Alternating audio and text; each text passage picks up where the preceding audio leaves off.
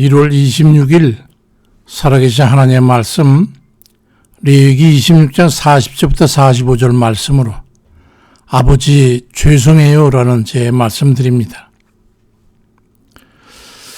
우리에게 있어서 하나님은 어떤 하나님이십니까? 성경을 다 읽어보니 하나님은 무서운 하나님이심을 알게 됐다고 하는 그런 사람을 봤습니다. 그렇습니다. 그 무섭고 두렵고 경외심을 갖게 하는 하나님이 바로 공의의 하나님이십니다. 창세기 2장 17절에도 선악을 알게 하는 나무의 열매는 먹지 말라. 네가 먹는 날에는 반드시 죽으리라 말씀하셨는데, 아니 그래 과일 한 개 따먹는다고 반드시 죽을 것이라고 말씀하시는 하나님이 어찌 두렵지 않겠습니까? 그렇지만 하나님께서는 또 다른 면이 있음을 간과해서는 안 됩니다. 바로 긍휼의 하나님, 사랑의 하나님이시라는 것이죠. 요한복음 3장 16절 이하에 하나님이 세상을 이처럼 사랑하사 독생자를 주셨으니 이는 저를 믿는 자마다 멸망치 않고 영생을 얻게 하려 하심이라. 하나님이 그 아들을 세상에 보내신 것은 세상을 심판하려 하심이 아니요 그로 말미암아 세상이 구원을 받게 하려 하심이라고 말씀하시는데, 만약에 하나님께서 공의로서만 우리를 대하신다면 이 세상에 어느 누가 구원을 얻을 백성이 있겠습니까? 그렇지만 하나님께서는 죄인을 반드시 벌하실 수밖에 없으신 그런 공의의 하나님이시기는 하지만 그렇게 멸망받을 수밖에 없는 숙명적 운명의 이 인생을 불쌍히 여기셔가지고 사랑하셔서 어떻게 해서든지 구원하시려고 독자인 아들의 생명까지 내어주신 그 사랑의 하나님이시기도 하신 것이죠. 이런 하나님께서는 정말로 측은지심이 많으신 하나님이에요. 우리를 불쌍히 여긴단 말이죠. 문제는 우리에게 달린 거예요. 우리가 하나님 앞에 어떤 마음 자세를 갖느냐에 따라서 우리의 마음 중심을 다 아시는 하나님께서 우리를 공의로 대하실 것이냐 긍휼로 대할 것이냐 이게 결정되는 거거든요. 그럼 지금 우리 자신에게 있어서 하나님은 어떤 분이십니까? 어떤 하나님과 만나 있느냐 하는 것이 바로 자신의 영적 상태라고 보시면 그건 틀림이 없습니다.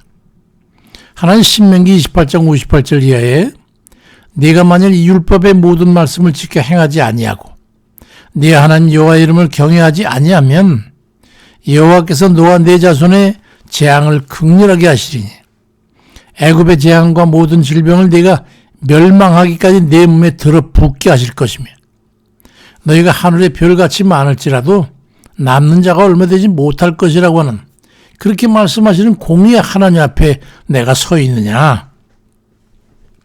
아니면 스바냐 3장 17절에 네 하나님 여호와가 너와 한가운데 계시니 그는 구원을 베푸실 전능자이시라. 그가 너로 말미암아 기쁨을 이기지 못하시며 너를 잠잠히 사랑하시며 너로 말미암아 즐거이 부르며 기뻐하시리라고 하는 그런 그 사랑의 하나님 앞에 서 있는가? 어떤 것입니까? 부디 원하기는 우리를 보시며 기뻐하시고 즐거우셔서 웃음을 참지 못하시고 우리가 사랑스러워서 못 참아 하시는 하나님과 동행하면서 다말을 주고받는 그런 행복한 이들 되시기를 주의 이름으로 축원드립니다. 그럼 우리가 어떻게 살아야 되는 겁니까?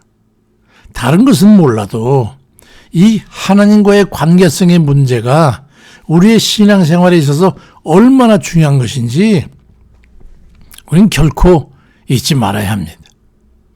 공의의 하나님 앞에서 겁나고 두려워서 덜덜 떨고 있으면서 이제나 저제나 징계를 기다리며 전전긍긍하며 살고 있다면 그 영혼은 살아있어도 그건 산 게 아닙니다. 현재 죄악의 현장에 살고 있다는 증거가 될 것이기 때문입니다. 설사 죄악에서 떠났다 할지라도 그 죄의 문제를 해결하지 못한 채 있다는 것은 언제 징벌이 있을지 모르기 때문이죠. 죄를 하나님 앞에 해결하지 못한 이의 삶이 그와 같은 거예요.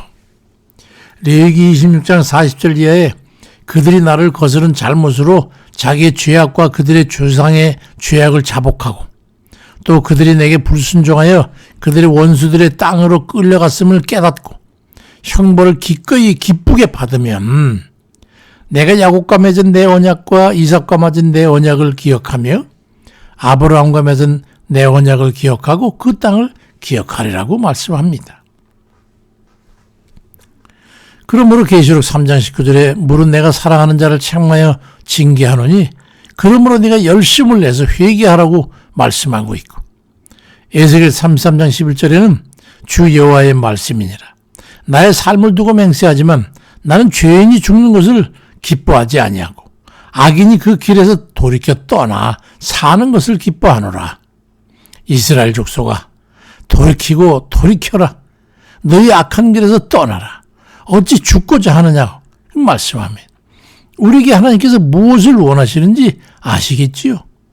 우리가 신앙생활에 나가면서 하나님이 어떤 속성을 가지고 계신 분인가에 대해서 정확하게 알아야 되는 거예요.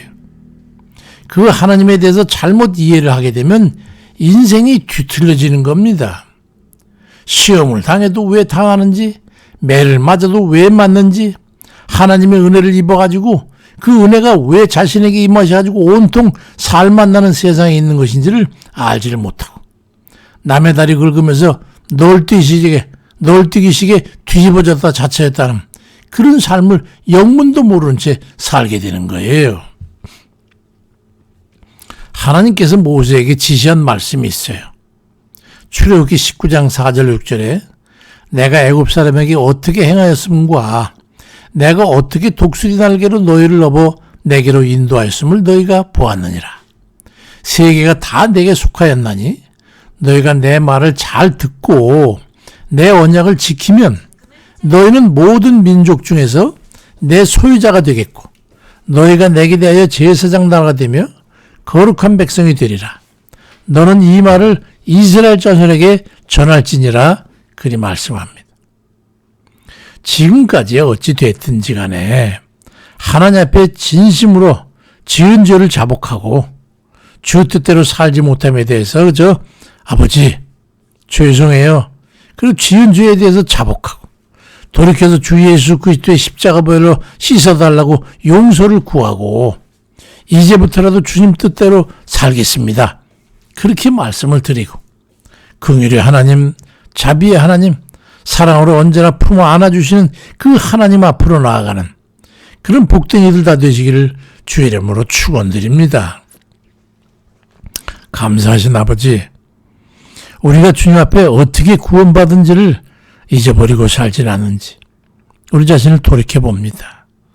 우리가 온통 온갖 죄악으로 인해서 영영 죽을 수밖에 없는 그런 운명적인 범죄의 자식들, 죄악의 산물, 돌이킬 수 없는 멸망의 자식들, 그럴 수밖에 없었지만 우리 주 은혜의 하나님께서 우리 주님 예수 그리스도를 세상에 보내심으로 우리 죄를 대신해 죽게 하심으로 우리가 그 죄값을 대속하는 주의 은혜로 잊고 하나님 앞에 나아가서 용서를 구하면 다 죄 씻김 받고 구원받고 영생이리까지 은혜 허락하신 줄 믿사오니 우리가 무엇을 행해서가 아니라 하나님의 은혜로 된 것인 줄 믿습니다. 아버지, 그러니 여전히 살아가면서도 깨닫는 바대로 우리의 온갖 작은 일에서부터 큰 일까지 악한 죄와 주님 우리의 원치 않는 죄악 가운데 있을지라도 얼른 주님 깨달아서 주님 앞에 용서를 구하고 다시 또 주님 회개함으로 해가지고 깨끗이 주님 보혈로 씻음을 받고 여전히 우리는 주님 앞에서 우리를 기뻐하시고 품어주고 언제나 부르시고 우리를 바라보시는 주의 그 긍휼의 은혜 앞에 나아갈 수 있도록 아버지 인도해 주옵소서. 주님, 여러 가지로 주 앞에 구하는 것이 있습니다.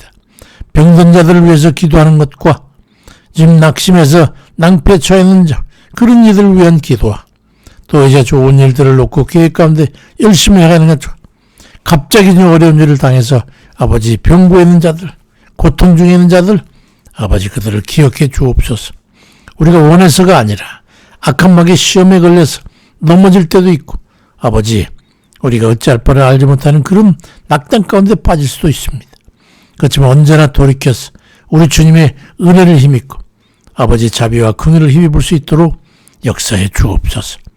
오직 주만 의지하고 주만 사랑하고 주 뜻대로 살기를 원하는 우리 모두를 하나님 인도해 주옵소서.